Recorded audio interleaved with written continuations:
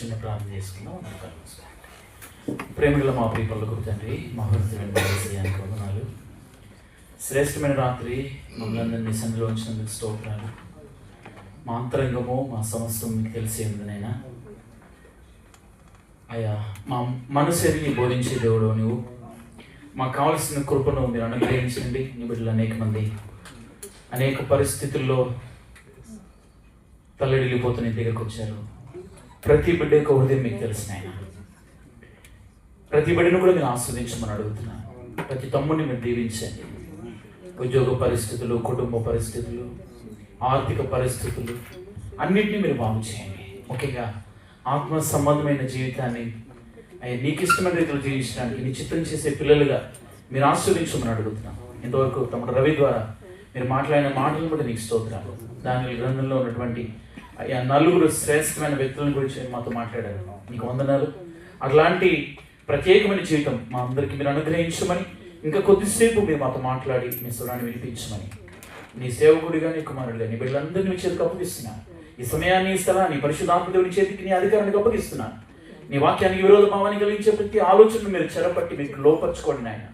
నీ బిడ్డలందరినీ కూడా మీరు దర్శించి మీ నామానికి మహిమ తెచ్చుకోండి. ప్రతి అనారోగ్యం నుంచి విడిపించండి.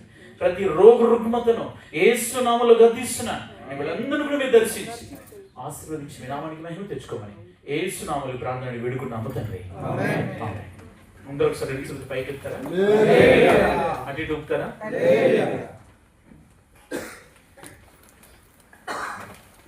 మళ్ళీ జ్ఞాపకం చేస్తున్నాను. పోయిన వారం నేను జ్ఞాపకం చేసినట్టుగా వాగ్దానాన్ని హెబ్రీయులకు రాసిన పత్రిక 6:14 నిశ్చయముగా నేను నిన్ను ఆశీర్వదింతును, నిశ్చయముగా నేను నిన్ను విస్తరింపజేతును.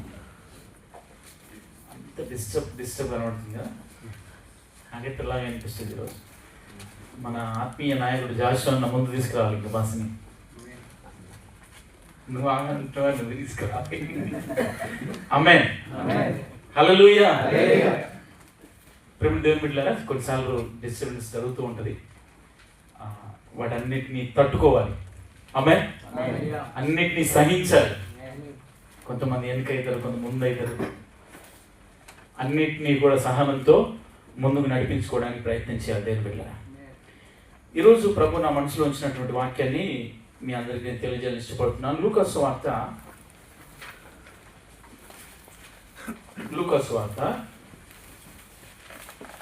13వ అధ్యాయము 10వ వచనం నుండి 17వ వచనం వరకు ఏమైనా స్పష్టంగా చదవాలంటే చదవండి. విశ్రాంతి దినమున ఆయన యొక్క సమాజ మందిరములో బోధించినప్పుడు 18 ఏండ్ల నుండి బలహీనపరచు దయ్యము పట్టిన యొక్క స్త్రీ అచ్చట నుండెను. ఆమె నడుము వంగిపోయి ఎంత మాత్రమును చక్కగా నిలవబడలేకుండెను. యేసు ఆమెను చూసి రమ్మని పిలిచి, అమ్మా, నీ బలహీనత నుండి విడుదల పొంది ఉన్నావని ఆమెతో చెప్పి ఆమె మీద చేతులుంచగానే ఆమె చక్కగా నిలవబడి దేవుని మహిమపరచెను. యేసు విశ్రాంతి దినమున స్వస్థపరిచినందున ఆ సమాజ మందిరపు అధికారి కోపముతో మండిపడి జన సమూహమును చూసి, పనిచేయ తగిన 6 దినములు గలవు కనుక ఆ దినములోనే వచ్చి స్వస్థత పొందుడి, విశ్రాంతి దినమందు రావద్దని చెప్పెను. అందుకు ప్రభువు, వేషధారులారా, మీలో ప్రతి వాడును విశ్రాంతి దినమున తన ఎద్దైనను గాడిదైనను గాడి యొద్ద నుండి విప్పి తోలుకొని పోయి నీళ్లు పెట్టును కదా. ఇదిగో 18 ఏండ్ల నుండి సాతాను బంధించిన అబ్రాహాము కుమార్తె అయిన ఈమెను విశ్రాంతి దినమందు ఈ కట్ల నుండి విడిపింపదగదా అని అతనితో చెప్పాను. ఆయన ఈ మాటలు చెప్పినప్పుడు ఆయనను ఎదిరించిన వారందరూ సిగ్గుపడిరి. అయితే ఆ జన సమూహం అంతయు ఆయన చేసిన ఘనకార్యములన్నిటిని చూసి సంతోషించెను. చదువున్న వాక్య భాగంలో ఒక స్త్రీ కనబడుతోంది. ప్రతి వారం కూడా ఆమె దేవుని మందిరానికి వచ్చే అలవాటు ఆమెకు ఉంది. సమాజ మందిరంలో ప్రతి వారము అక్కడికి వచ్చి దేవుణ్ణి ఆరాధించడానికి ఆమె రావడం బైబిల్లో మనం చూస్తున్నాం దేవుని బిడ్డలారా. అయితే ఆమెకు ఒక వ్యాధి ఉంది. ఏం వ్యాధి, ఏం బలహీనత అంటే నడుము వంగిపోయింది ఆమె. ఎన్ని సంవత్సరాల నుంచి అంటే 18 సంవత్సరాల నుంచి ఎన్ని సంవత్సరాల నుంచి? అందరూ చెప్పాలి. 18 సంవత్సరాల నుండి నడుం వంగిపోయింది. ఈ నడుం వంగిపోయిన ఈ స్త్రీ చర్చికి వస్తోంది. గమనిద్దాం దేవుని బిడ్డలారా, ఈమె బలహీనతను బట్టి చర్చికి వెళ్లకుండా ఆగలేదు, సమాజ మందిరానికి వెళ్లకుండా ఆగలేదు, ఆ సినగోగులో దేవుణ్ణి ఆరాధించడానికి వెళుతూ ఉంది. అయితే ప్రతి వారం ఆమె వస్తున్నట్టుగా ఆ వారం కూడా యేసుక్రీస్తు ప్రభుల వారు విశ్రాంతి దినాన సమాజ మందిరానికి యేసు ప్రభు వెళ్ళాడు. ఆ సమాజ మందిరంలో ఆ చర్చిలో అందరూ కూడా ఇలాగే కూర్చున్నారు. నేను అనుకుంటాను ఈమె చివరిలో కూర్చుందేమో, ఎందుకంటే నడుము వంగిపోయింది కదా. ఈమెకున్న బలహీనతను బట్టి ఏ పెళ్లికి వెళ్ళడానికి వీల్లేదు, ఏ విందుకి వెళ్ళడానికి వీల్లేదు, సమాజంలో ఏ శుభకార్యానికి వెళ్ళడానికి లేదు, ఆమె సొంతగా పని చేసుకోవడానికి లేదు, ఉద్యోగం చేయడానికి లేదు, ఎవరి మీద ఆధారపడాల్సినటువంటి పరిస్థితి. ఈ స్త్రీ ఆ రోజున ఆ సమాజంలో చిట్టు చివరిలో ఉంది. యేసు ప్రభు ఆమెను పిలిచాడు. అమ్మా అని పిలిచి ఆమెను ముట్టి, ఆమె నడుమును ముట్టి స్వస్థపరిచాడు అని దేవుని వాక్యం చెప్తుంది. దేవుని బిడ్డలారా, ఆమెను హల్లెలూయా. రెండు చేతులు పైకెద్దామా? హల్లెలూయా. ఇంకా కొద్దిగా ముందుకు వెళ్ళి మనం చదివితే గనక ఆమె బలహీనత ఎలా కలిగింది అంటే సాతానుడు బంధించాడు ఆమెను. ఎవరు? అందరూ చెప్పాలి.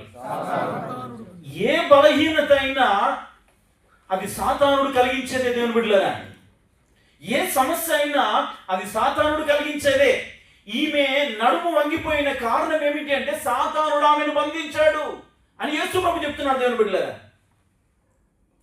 అయితే విశ్రాంతి దినమున పని చేయకూడదని ధర్మశాస్త్రం చెప్తోంది. అటువంటి ఇశ్రాయేలీయులు, శాస్త్రులు, పరిసయ్యులు అందరూ కూడా ఎందుకు ఆమెను బాగు చేశావని యేసు ప్రభుని అడుగుతున్నారు, సనుక్కుంటున్నారు, రకరకాలుగా మాట్లాడుకుంటున్నారు. ఇంకా మాట్లాడుతున్నాడు ఏంటంటే యేసు ప్రభు అంటాడు అక్కడ, మీలో ప్రతివాడును విశ్రాంతి దినమున తన ఎద్దునైనను గాడిదనైనను గాడి ఎద్దు నుండి విప్పి తోలుకొని పోయి నీళ్లు పెట్టిన కదా ఇదిగో 18 ఏళ్ల నుండి సాతాను బంధించిన అబ్రహాము కుమార్తె అయిన ఈమెను విశ్రాంతి దినమందు ఈ కఠిన నుండి విడిపింపదగదా అని అతనితో చెప్పాను. ఆమేన్. హల్లెలూయా. హల్లెలూయా. పశువులకు ఇస్తున్నారు ప్రాముఖ్యతని కానీ మనుషులకు ప్రాముఖ్యతని ఇవ్వట్లేదు. సౌండ్ కొంచెం డిస్టర్బ్ అనిపిస్తుంది, కొంచెం సెట్ చేస్తాను. ఇక్కడ మనం గమనించాల్సినటువంటి విషయం, ప్రభు ఈ రోజున మనతో మాట్లాడుతున్న మాట ఏంటంటే ఈమె అబ్రహాము కుమార్తె. ఎవరిమే? జనవరి 1వ తారీఖున మనం ఏం విన్నాం సోనాపూర్లో? అబ్రహాముతో దేవుడు ఏమని వాగ్దానం చేశాడు? తన తోడు అని ప్రమాణం చేసి నేను నిన్ను ఆశీర్వదింతును, నేను నిన్ను విస్తరింపచేతును అని వాగ్దానం చేశాడు దేవుని బిడ్డలారా. అబ్రహాముతో దేవుడు నిబంధన చేశాడు. అబ్రహాము దేవునితో నిబంధన చేశాడు. దేవుడు అబ్రహాముతో నిబంధన చేశాడు. దేవుడే ఒక వ్యక్తితో తన తోడు అని ప్రమాణం చేసి అబ్రహాముతో నిబంధన చేసినట్టుగా దేవుని వాక్యంలో మనం చూస్తున్నాం. ఇందాక చదివినటువంటి ఈ 18 ఏళ్ల నుండి నడుము వంగిపోయిన బలహీనతలో ఉన్నటువంటి ఆ స్త్రీని గురించి యేసు ప్రభు మాట్లాడుతున్న మాట ఏంటంటే అబ్రహాము కుమార్తె అయిన ఈమెను సాతానుడు బంధించాడు. ఎవరంటామే? ఇప్పుడు మన అందరం ఎవరన్నమాట? అబ్రహాము నీతికి వారసులం. మన అందరం కూడా విశ్వాసము ద్వారా నీతిమంతులుగా మార్చబడ్డాం. విశ్వాస మూలముగా మనము నీతిమంతులమయ్యాము. అబ్రహాము దేవుని నమ్మిన అది నీతిగా, అతనికి అది నీతిగా ఎంచబడిన దేవుని వాక్యం చెప్తుంది. ఈ రాత్రి ప్రభు నీతో మాట్లాడుతున్నాడు. నువ్వు కూడా అబ్రహాము కుమారుడువే. ఆమె కుమార్తెనే, ఇంకో కుమారుడు కూడా ఉన్నాడు. ఆయన గురించి నువ్వు చూద్దామా? 19వ అధ్యాయం, లూకా సువార్త 19వ అధ్యాయం మొదటి నుంచి మనం చదివితే ఆయన అక్కడ ఒక వ్యక్తి కనబడతాడు. ఆయన పేరు పుట్టి జక్కయ్య. ఎవరైనా సండే స్కూల్లో పాటలు పాడాయి కదా, పుట్టి వాడైనందున చుట్టూ జనులు నందున. ఆ చెట్టుని ఎక్కుతుంటే ఆయన కడుపు ఎంత రాక్కునిపోయిందో. చెట్టును ఎక్కడానికి కారణం ఏంటంటే యేసును చూడాలనుకున్నాడు. ఎవరిని? యేసు ప్రభుని చూడాలనే ఆశతో చెట్టెక్కాడు. మంచి హోదాలో ఉన్న వ్యక్తి. ఆ రోజుల్లో ఆ సుంకపు గుత్తదారుడు అంటే మంచి కాంట్రాక్టర్ అయినా, సమాజంలో పలుకుబడి కలిగినటువంటి వ్యక్తి. కానీ అన్యాయస్తుడు. ఆ తీసుకునే సుంకం కంటే ఎక్కువగా సుంకం తీసుకుంటున్నాడు కాబట్టి, పన్ను తీసుకుంటున్నాడు కాబట్టి అనేకల మధ్యలో చులకన చేయబడ్డాడు. కానీ మంచి హోదాలుడే వ్యక్తి, కానీ పొట్టివాడు కాబట్టి చెట్టెక్కాడు. యేసు ప్రభు వస్తున్నాడు అన్న సంగతి విని చెట్టెక్కాడు. చెట్టు మీద నుంచి యేసు ప్రభుని చూడాలనుకుంటున్నాడు. చెట్టు మీద ఉన్నటువంటి జక్కయ్యను యేసు ప్రభు చూశాడు. యేసు ప్రభుని చూడాలని జక్కయ్యకు హృదయంలో ఆశ ఉంది. ఆశ కలిగినటువంటి జక్కయ్యను యేసు ప్రభు చూస్తున్నాడు. నా ప్రభు దేవుని పిల్లరా, అప్పుడు యేసు ప్రభు ఆ చెట్టు కిందికి వెళ్ళాడంట. ఏం చెట్టు అది? మేడి చెట్టు. చూడు, మేలిమయ్యుండును వేషధారికి సాదృశ్యంగా ఉంది కదా. ఈ సుంకపు గుత్తదారుడు, ఈ పొట్టి చెక్కయ్య అట్లాంటి వ్యక్తే, అట్లాంటి జీవితం కలిగినటువంటి వ్యక్తే. కానీ యేసు ప్రభుని చూడాలనే ఆశ ఉంది ఆయనకి. యేసుని చూడాలనే ఆశతో చెట్టెక్కాడు. అప్పుడు దేవుని పిల్లరా, యేసు ప్రభువుని దిగమని చెప్పగానే మీరు ఆలోచన చేయండి, ఎంత అదృష్టవంతుడు కదా. ఆయన ఆశపడ్డాడు చూడాలని. యేసు ప్రభు ఆయన దగ్గరికి వచ్చి పేరుతో పిలుస్తున్నాడు, జక్కయ్య. పేరు కూడా తెలుసు ఆయనకి. జక్కయ్య పేరు కూడా యేసు ప్రభుకు తెలుసు. ఇంకెంత ఆశ్చర్యపోయాడో. అసలు చెట్టు కిందికి రావడం ఆశ్చర్యం, చెట్టు కిందికి వచ్చిన యేసు ప్రభు జక్కయ్యని చూడడం ఆశ్చర్యం. ఆ చెట్టు కింద నుంచి యేసు ప్రభు జక్కయ్య అని పిలిచి రమ్మని, నీ ఇంట ఈరోజు ఉండాల్సింది, ఈరోజు నీ ఇంట నేను వస్తున్నాను అని చెప్పగానే ఎటువంటి పరిస్థితి? సాధారణంగా ఒక పాస్టర్ని మన ఇంటికి పిలవాలంటే ఆయన డేట్స్ బిజీగా ఉంటాడు కదా. కానీ యేసు ప్రభు డైరెక్ట్ నేను ఇంటికి వస్తాను. ఎంత జక్కయ్య ఎంత సంతోషించాలి అసలు. దిగాడు. దిగి యేసు ప్రభును తన ఇంటికి తీసుకెళ్తున్నాడు. ఇంటికి తీసుకెళ్ళగానే యేసు ప్రభుల వారితో చెప్పిన మాట ఏంటి తెలిసిన? ఆయన, నాకున్నదంతా కూడా పేదలకు ఇచ్చేస్తున్నాను. ఎవరి దగ్గర నేను అన్యాయంగా తీసుకుంటున్నానో. నాగా ప్రసంగం చేశాడు వేసే, నువ్వు అన్యాయం చేసావు, నువ్వు తప్పు చేసావు, నువ్వు మారుమనసు పొంది ఏం చెప్పలే. యేసు ప్రభువుతో తన ఇంటికి వెళ్ళాడు అంతే. నా ప్రభు దేవుని పిల్లరా, అప్పుడు యేసు ప్రభు అంటాడు, మారు మనసు పొందిన తర్వాత, పొట్టి చెక్కయ్య మారు మనసు పొంది తన తీర్మానాన్ని చెప్పిన తర్వాత యేసు ప్రభు అంటాడు, ఇతడు కూడా అబ్రహాము కుమారుడే. అందరూ చెప్పండి, ఇతడు కూడా అబ్రహాము కుమారుడే. అందరూ అబ్రహాము కుమారుడే. అబ్రహాము పిల్లలైతే అబ్రహాము చేసిన క్రియలే చేయాలి. అబ్రహాము విశ్వాసులకు తండ్రి అని దేవుని వాక్యం చెప్తుంది. బిడ్డలారా, ఈ రోజున మీరు ఎటువంటి పరిస్థితుల్లో ఉన్నారో, పొట్టి చెక్కయ్యలాగా నీ జీవితం వేషధారిగా ఉందేమో, ప్రభు నిన్ను మార్చగలిగిన వాడాయన. 18 ఏళ్ళ నుండి నడుము వంగిపోయిన స్త్రీలాగా బలహీనతలు నీ జీవితంలో ఉన్నాయేమో, ఇంకా అప్పుల సమస్యలతో బాధపడుతున్నావేమో, అనారోగ్యంతో బాధపడుతున్నావేమో, ఏ స్థితిలో నువ్వు కృంగిపోతున్నావో, ఒంటరిగా ఉండి వెక్కి వెక్కి ఏడుస్తూ ఎవరికి చెప్పుకోలేక బాధపడుతున్నావేమో, ప్రభు ఈ రోజున నీతో మాట్లాడుతున్నాడు. ఆమెను బాగు చేసినటువంటి యేసయ్య ఈ రోజున ఇదే సమాజ మందిరానికి, ఇదే దేవుని మందిరానికి వచ్చాడు. ఆయన మన మధ్యలో ఉన్నాడు. నీ పరిస్థితిని చూస్తున్నాడు, నిన్ను పిలుస్తున్నాడు, నిన్ను ముట్టి బాగు చేస్తాడు ఆయన. ఆమేన్. నిన్ను స్వస్థపరచగల సమర్థుడు ఆయన. నిన్ను సృజించిన వాడు, 9 నెలలు నీ తల్లి గర్భంలో నిన్ను రూపించిన వాడు ఆయన. నిన్ను సృజించిన వాడు, నీ అవయవులన్నీ కూడా నిర్మించిన వాడు ఆయన. నీ మనసు ఎరిగిన వాడు నీకు బోధిస్తున్నాడు. ఈరోజు నీవుగా యాదృచ్ఛికంగా నువ్వు ఇక్కడికి రాలేదు, ప్రభు నిన్ను నడిపించాడు. నా ప్రియమైన దేవుని పిల్లలారా, ఈ రోజున నీకు పరిస్థితి ఏదైనా ప్రభు నిన్ను బాగు చేయగల సమర్థుడు ఆయన. నీ పక్కన నీకు భుజబలమై ఉన్నాడు ఆయన. నిన్ను నడిపిస్తాడు. తన పిల్లల కొరకు ఆయన సముద్రాన్ని పాయలు చేసిన వాడు. తన పిల్లల కొరకు యోర్దాను నదిని జలరాశిగా మార్చిన వాడు. తన పిల్లల కొరకు బండలో నుండి నీళ్ళు ఇచ్చిన వాడు ఆయన. నీ కొరకు ఏదైనా చేయగలడు ఆయన. నీ కొరకు ఏమైనా చేయగలడు. నా ప్రియమైన దేవుని పిల్లలారా, మోడుబారిన జీవితంతో బాధపడుతున్నావేమో.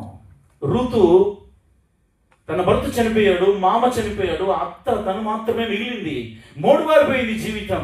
కానీ దేవుడు ఆమె చేసిన తీర్మానాన్ని బట్టి మోడుబారిన ఆమె జీవితాన్ని చిగురింపజేశాడు. ఇక ఆశ లేదు ఆమెకి. భర్త పోయాడు, మామ పోయాడు, అత్త తను మాత్రమే మిగిలింది. కానీ రూతు తీసుకున్న తీర్మానం ఏంటి తెలుసా? అత్తతో అంటది, నీ జనమే నా జనం, నీ ప్రజలే నీ దేవుడే. నువ్వెక్కడ చనిపోతావో అక్కడే చనిపోతావు, నువ్వు ఎక్కడ బాధ పెట్టబడ్డా అక్కడే బాధ పెట్టబడ్డా. ఎంత గొప్ప తీర్మానం దేవుడు పిల్లట.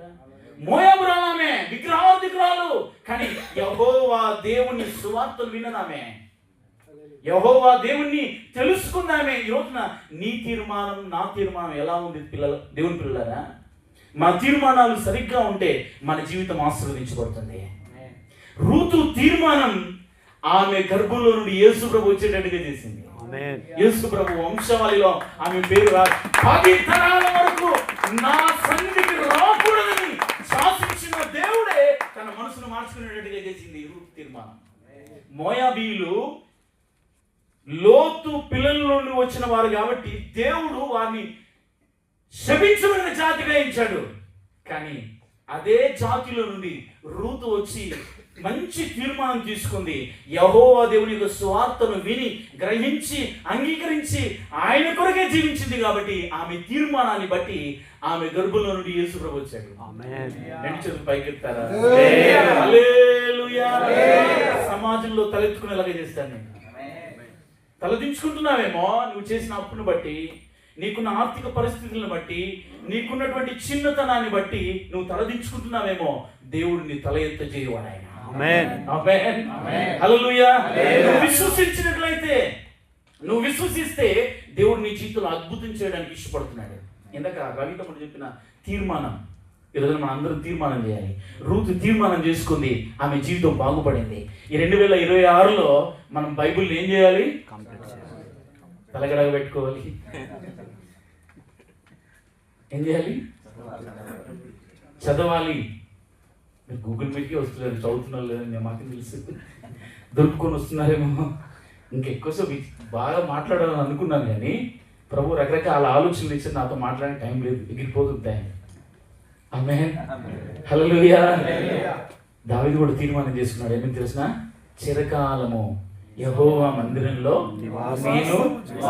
అసలు ఎప్పుడు రాశారంటారు ఈ పాట? ఆయన మనం కాపీ కొట్టి పాడుతున్నాం, కానీ ఆయన ఎప్పుడు రాశారంటారు ఈ పాట? గొర్రెలు కాసుకున్నప్పుడు ఆ యెరూషలేము ఆ కొండల దగ్గర, యెరూషలేముకు బెత్లెహేముకు మధ్యలో ఆ గొర్రెలు మేపుకుంటూ పాడాడు. ఆ కొండల మధ్యలో నుంచి యెరూషలేము వైపు చూస్తూ ఆరాధించాడేమో. ప్రభువా, చిరకాలము నీ మందిరంలో నేను నివాసం చేయాలనుకుంటున్నాను అని దేవుడు నిజంగానే యెరూషలేముకి నడిపించాడు ఆయన. గొర్రెల దొడ్డిలో నుండి. ఎక్కడి నుండి? గొర్రెల దొడ్డిలో నుండి. ఎక్కడ నడిపించాడు? బాగా ఎక్కడ నడిపించాడు? సింహాసనం దగ్గరికి. హల్లెలూయా. ఆరాధించే వారికి ఆశీర్వాదం, ఆరాధించే వారికి ప్రమోషన్ వస్తుంది. ఆమేన్. నువ్వు వాడుతుంది అందరికి రమ్యంగా ఉండాల్సిన అవసరం లేదు. నువ్వు ఎలా పాడుతున్నా, ఒకవేళ అందరు కామెంట్ చేసినా నో ప్రాబ్లం, నువ్వు పాడుతుంది యేసయ్య కొరకు. రెండు బకెతో హల్లెలూయా. ఎందుకు అసలు బతుకున్నాం మనం? పాడుతున్నాం కదా కరోనా పాట, స్తుతి పాడుటకే బ్రతికించిన కరోనాలో ఎందుకు బతుకున్నారు? ఆయన స్తుతించడానికి, ఆయన నామాన్ని కనపరచడానికి దావీదులాగా తీర్మానం తీసుకుందాం దేవుని బిడ్డలారా. ఈ సంవత్సరం ఏ ఆదివారం కూడా తప్పొద్దు. ఆమేన్. హల్లెలూయా. ప్రతిరోజు వాక్యం చదవాలి. ఆమేన్ చెప్పరా? కుటుంబ ప్రార్థన చేయాలి. గంటలు గంటలు తరబడి ఇంటికి మాట్లాడుతున్నా కానీ ప్రార్థన చేసామని అడుగుతున్నావా? అసలు ఈరోజు పాస్టర్ గారు ఏం వాక్యం చెప్పారు, నువ్వేం వాక్యం చదవా అని అడుగు. తిన్నావా? ఏం కూర? ఇదిగా అడగాల్సింది. రోజు క్వైట్ టైం చెప్పాను. క్వైట్ టైం గురించి మాకు మర్చిపోతున్నాను కొంతమంది. మౌన ధ్యాన సమయం. ప్రేమ దేవుడులారా, ఈ 2026లో నువ్వు ఏ తీర్మానం తీసుకున్నా దేవుడు దాన్ని నిత్యమైన నిర్ణయంగా స్థిరపరచడానికి ఇష్టపడుతున్నాడు దేవుడు. అంచె దినాలు, అపాయకరమైన కాలాలు. నేను చెప్పాను ఈ 2026లో బైబిల్ కంప్లీట్ చేయాలి. తమ్ముడు రవి కూడా నాకు ఫోన్ చేసి చెప్పాడు, అన్న ఇట్లా చేయాలని అనుకున్నాను. తమ్ముడు ఇంకోటి చెప్పాడు, మధ్యలో మధ్యలో వచ్చి మనకు కొన్ని ఎగ్జామ్ పెడతాయంట, మీకు గిఫ్ట్లు కూడా ఇస్తారంట రాజులాగా. రెండు చేతులు హల్లెలూయా. హల్లెలూయా. మనం మనందరం ఆయన సన్నిధిలో పాత్రలుగా వాడబడాలి. మనందరం కలిసి దేవుని రాజ్యాన్ని కట్టాలి. ఆమేన్. మీరు ఇక్కడే ఉంటారని ఎప్పుడు అనుకోవద్దు. ఒకవేళ ఇప్పుడు మన లోకాన్ని తీసుకెళ్ళినట్టు సౌదీ బార్డర్ తీసుకెళ్తారు. నేను అన్నా తమ్ముడితో అన్నా, సరే దేవుని ఎందుకు తీసుకెళ్తున్నా ఒక కారణం ఉంటుంది. నువ్వు ఎక్కడికి వెళ్ళినా దేవుని కొరకు వాడబడాలి. అది ఏ సంఘమైనా, ఇది పర్మనెంట్ కాదు కదా. మనము ఇక్కడ ఉండేది. నేను 20 సంవత్సరాల నుంచి కొన్ని 100 మందిని చూసాను. మీలాంటి వాళ్ళని 100 మందిని చూశాను నా లైఫ్లో. వస్తున్నారు పోతున్నారు, కానీ మీరు ఎక్కడ ఉన్నా దేవునికి మహిమకరంగా బ్రతకాలి. ఆమేన్. హల్లెలూయా. ఏ సంఘంలో ఉన్నా మీరు పాత్రలుగా మార్చబడాలి. మనం డబ్బు సంపాదించడానికి ఇక్కడికి వచ్చాం, మన కుటుంబ పోషణ కొరకు ఇక్కడికి వచ్చాం, కానీ దేవుని సంఘంలో మనం బలమైన పాత్రలుగా సిద్ధపడాలి. మీరు పాడితే దయ్యాలు వదిలి వెళ్ళిపోవాలి. ఆమేన్. హల్లెలూయా. పాడదామా పాట? అబ్రహాము దేవుడే. ఈ సంవత్సరం మీ పని అయితే ఇంకంతే. మనం నిబంధన జనులం. ఎవరు మనము? నిబంధన జనులం. ఆ రోజు జనవరి 1వ తారీఖు నేను చెప్పిన వాక్యాన్ని ఇప్పుడు మీరు మర్చిపోదు. ఈ సంవత్సరం అంతా మర్చిపోవద్దు. సోనపులు ఎంతమంది అవుతున్నారో వాళ్ళందరూ ఎవరు మర్చిపోద్దని మీ కొరకు నేను ప్రార్థన చేస్తున్నాను. ఊరికి దేవుని మాటలు మీ దగ్గర తీసుకురాలేదు. ప్రార్థన చేసి సిద్ధపడి దేవుని సన్నిధిలో నుంచి తీసుకొచ్చినటువంటి దేవుని మాటలు దేవుని బిడ్డారా. అబ్రహాం దేవుడు. సెవెన్ నువ్వు మై తీసుకుంటావా? అబ్రహాము దేవుడవు, ఇస్సాకు దేవుడవు, యాకోబు దేవుడవు, నాకు చాలిన దేవుడవు యేసయ్యా, యేసయ్యా, యేసయ్యా, యేసయ్యా, యేసయ్యా, యేసయ్యా, యేసయ్యా,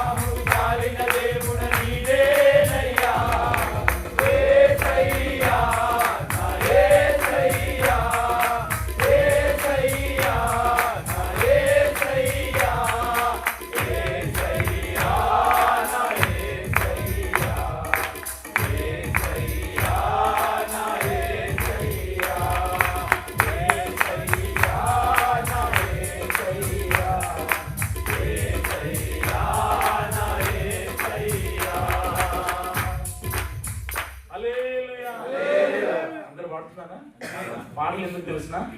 దేవుని వాక్యం మన హృదయంలో నివసించడానికి. దేవుని వాక్యం మన హృదయంలో నివసించాలంటే పాటలు నేర్చుకోలేదు కదా. ఈ నూతన సంవత్సరంలో మీరు తీసుకుంటున్నటువంటి తీర్మానాలన్నీ కూడా స్థిరపరచబడాలి. అబ్రహామును దేవుడు పిలిచాడు. ఆ పిలుపును అంగీకరించినటువంటి అబ్రహాము తన యాత్రను ప్రారంభించాడు. ఎక్కడ ఆగలేదు దేవుని బిడ్డలారా. మనం కూడా ఆగడానికి లేదు.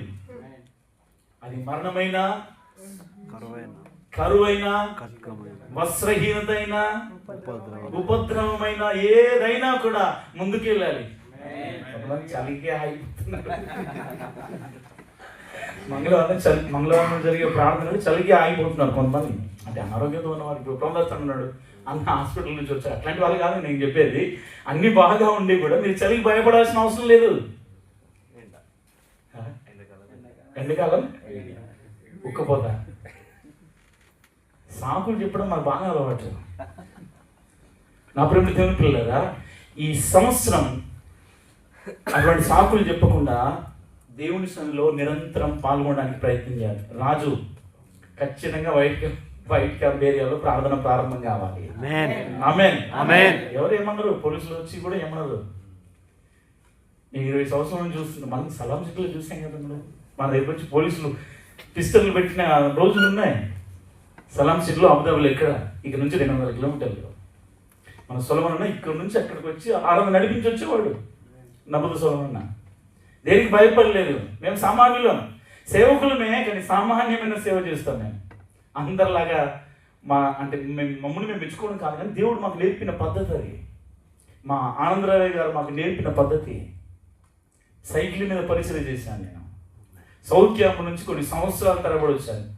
మేము ఈ జబల్హాల్ నుండి దాదాపు 6 సంవత్సరాలు సోనాపూర్కి వెళ్ళాను బస్సులో. మీరు ఇక్కడి నుంచి ఇక్కడికే కదా, మేము సోనాపూర్ వెళ్ళే వాళ్ళం, మళ్ళీ వచ్చేవాళ్ళం. ఎన్ని కష్టాలు, ఎన్ని బాధలు. ఊరికే ఈ రోజున నేను ఈ సేవకుడిగా నేను మీ మధ్యలో నిలబడలేదు. దేవుని బిడ్డలారా, ఎన్నో కష్టాలు మా జీవితంలో, ఎన్నో కన్నీళ్ళ మధ్యలో ఎంతోమంది మోసం చేశారు కూడా. ఎంతమందిని చూసామో మేము, కానీ అందరినీ క్షమించాలి కదా. ఆమేన్. అందరినీ క్షమించాలి. క్షమిస్తే మనకు క్షేమం, క్షమించకపోతే క్షామం. క్షమిస్తే అందరు చెప్పండి, క్షమించకపోతే ప్రాస కలిస్తే మంచిగా అనిపిస్తుందా? ప్రాస కలపాలి. క్షమించే తీర్మానాన్ని తీసుకోవాలి. నీ భార్యతో సరిగా నువ్వు క్షమించట్లేదేమో, నీ తల్లిదండ్రులను క్షమించట్లేదేమో, నీ అన్నదమ్ములను క్షమించట్లేదేమో. క్షమించే హృదయం కలిగి ఉండాలి. ఈ సంవత్సరం పరిశుద్ధాత్మ నాయకత్వంలో మనం నడిపించబడాలి. పేదలకు సహాయం చేయడంలో ముందుండాలి. ఆమేన్. సంఘంలో కూడా ముందుండాలి. అందరిని మెచ్చుకోవాలమ్మా. మన జబల్హాల్లో పార్కులో జరిగినటువంటి అదంతా చూస్తే అందరూ కష్టపడ్డారు. ఎవరిని తక్కువ చేయడానికి లేదు, అందరూ కష్టపడ్డారు. మీ అందరిని దేవుడు సమృద్ధిగా దీవించును గాక. మన యోహానాన్ని అయితే తన బండి తీసుకొచ్చాడు. హల్లెలూయా, హల్లెలూయా. అందరం కలిసి దేవుని రాజ్యం కట్టాలి. దేవుని బిడ్డలారా, మీ ఊర్లో ఉన్న సంఘ బాధ్యత మీదే అని చెప్పాను నేను. మీ ఊర్లో ఉన్న మీ సేవకుని బాధ్యత మీదే అని చెప్పాను. మీరు ఆశీర్వదించబడాలి. మీరు ఆశీర్వదించబడితే మీ కుటుంబం ఆశీర్వదించబడుతుంది. మీ కుటుంబం ఆశీర్వదించబడితే మీ సంఘం ఆశీర్వదించబడుతుంది. ఆమేన్. హల్లెలూయా. ఒకవేళ మీ ఊర్లో మందిరం లేదేమో, మందిరం కట్టడం బాధ్యత నేనే. ఈ రోజు నుంచి ప్రార్థన చేయి, దేవుడు కట్టిస్తాడు. ఆమేన్. సిలువ జెండా ఎగరవేయబడాలి. ప్రతి ఊర్లో కూడా ప్రార్థన పరులం కావాలి. ప్రార్థన చేయాలి. ప్రార్థన ద్వారా మనం అద్భుతాలు చూస్తాం. దేవుడు 2 నిమిషాలు నేను ముగించడానికి ఇష్టపడుతున్నాను. బైబిల్నే కాకుండా దైవజనుల పుస్తకాలు, వాళ్ళ సాక్ష్యాలు చదవడానికి కూడా తీర్మానం తీసుకోవాలి. దేవుని బిడ్డలారా, కుటుంబ ప్రార్థన చేసుకోవాలి. మీరు ఫోన్ చేసినప్పుడు అడగండి, కుటుంబ ప్రార్థన చేసుకుంటున్నారా లేదా? పడుకుంటప్పుడు గొల్లు వేస్తాం కదా, గొలుసు వేసుకుంటామా లేదా? లాకేసి పడుకుంటారు. ప్రార్థన చేస్తే, కుటుంబ ప్రార్థన చేస్తే లాకేసినట్టు, లేదంటే గుడ్డిగా చెప్తున్నా. కుటుంబ ప్రార్థన చేసుకుంటే మీ కుటుంబాన్ని దేవుడు కంచెగా ఉంచుతాడు. యోబు ఏ విధంగా అయితే తన కుటుంబం కొరకు దేవునికి బలి అర్పించాడో, దేవునికి అర్పణలు అర్పించాడో, ఈ రోజున మన కుటుంబం ప్రార్థన చేసుకుంటే మన కుటుంబం దేవుని యొక్క కంచెలో ఉంటుంది. దేవుని బిడ్డలారా, అంతేకాకుండా బైబిల్ స్టడీలో కూడా పాల్గొనాలి. ఆమేన్. బైబిల్ అధ్యయనం చేయాలి. బైబిల్ అధ్యయనం చేయడమే కాకుండా మనము అనేకులకు బైబిల్ను పంచే వాళ్ళని కూడా మార్చబడాలి. మన సంఘంలో అందరూ ఫ్రీగా అడిగే వాళ్ళు ఉన్నారు, కానీ నేను కొనిస్తాను. మనం కొనియాలి ఇతరులకు. ఇన్ని రోజులు తీసుకున్నాం, ఇప్పుడు ఏం చేయాలి? మనము ఇతరులకు కొనించాలి. కొన్నిసార్లు మీకు నా మాటలు మీకు బాధ కలిగించవచ్చు, కానీ దేవుడి మాట నిన్ను స్వస్థపరుస్తుంది. ఆమేన్. హల్లెలూయా. నిన్ను బాధ పెట్టినా అది నిన్ను బాగు చేస్తుంది. దేవునికి ఇచ్చేవారుగా మనం ఉండాలి. దేవుని బిడ్డ, పేదలకు ఇచ్చేవారుగా ఉండాలి. నేను చాలాసార్లు చెప్తాను, ఎవరైనా నిన్ను చేయి జాపితే నీ దగ్గర ఉంటే తప్పకుండా ఇవ్వాలి. అది రూపాయి అయినా పర్లేదు. పేదవాళ్ళను నిందించేవారు సృష్టికర్తను నిందిస్తున్నారంట. ఎవరిని? ఎవరిని బిచ్చిగాడు వచ్చి నేను అడిగితే మంచిగా ఉన్నాయి, కాళ్ళు చేతులు బాగానే ఉన్నాయి, పని చేసుకోవచ్చు కదా, అనాల్సిన బాధ్యత కాదు నీది. ఉంటే ఇవ్వు, లేదంటే నోరు మూసుకో. వాళ్ళు చేతు చాచినప్పుడు నీ దగ్గర ఉంటే ఇవ్వడానికి ప్రయత్నం చేయాలి, కానీ అవమానపరచకూడదు. ఏమిటా?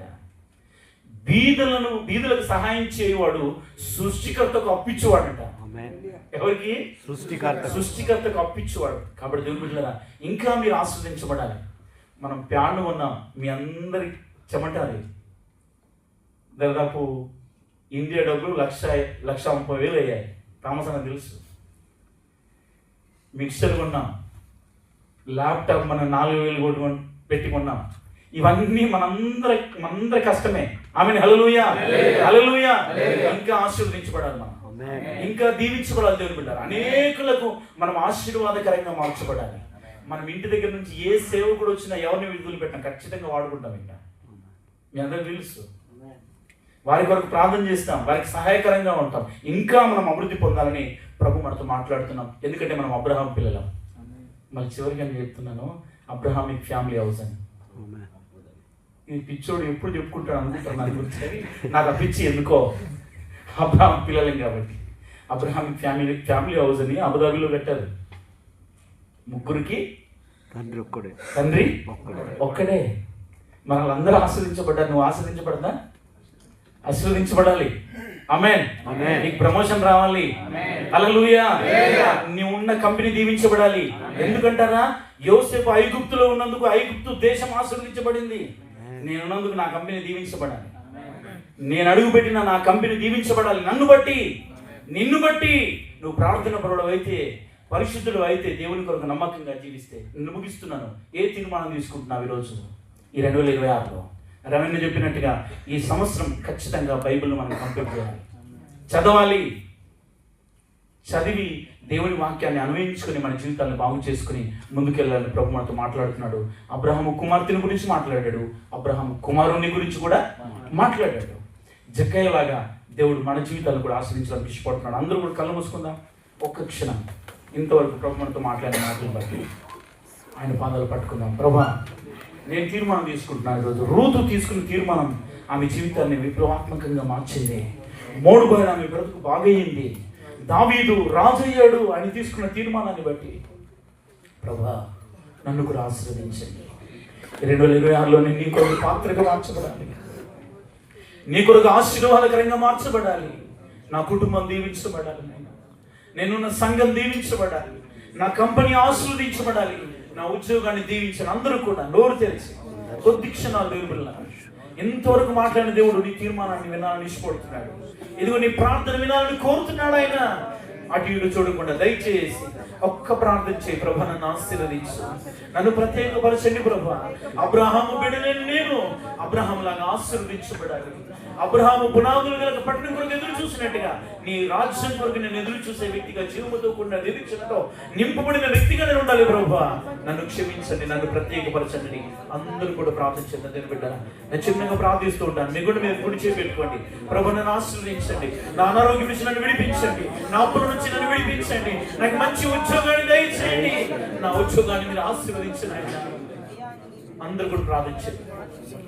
ప్రేమలు మా ప్రేమలో తండ్రి, శ్రేష్టమైన రాత్రి మమ్మల్ని అందరినీ దర్శించినందుకు వందనాలు. నీ వాక్య ప్రత్యక్షతలో మాతో మీరు మాట్లాడినందుకు స్తోత్రం. సకల మహిమ మీకే చెల్లిస్తున్నాం ప్రభు. నీ బిడ్డలందరూ కూడా మీరు దీవించండి. ఈ రోజు వాక్యపు ఆశీర్వాదాలు మా అందరికీ మీరు అనుగ్రహించమని అడుగుతున్నాం. అబ్రహాము పిల్లలమైన మేము అబ్రహాం లాగా ఆశీర్వదించబడాలి. అబ్రహాం పిల్లలమైన మేము అబ్రహాము చేసిన క్రియలే మేము చేయాలి. మమ్మల్ని అందరినీ కూడా దీవించి మీ నామానికి మహిమ ఘనత ప్రభావాలు తెచ్చుకోమని మొదటి సమయం అంతా పరిశుద్ధాత్మ దేవుని చేతికి అప్పగిస్తూ యేసు నామములో ప్రార్థన వేడుకున్నాము తండ్రి. ఆమేన్.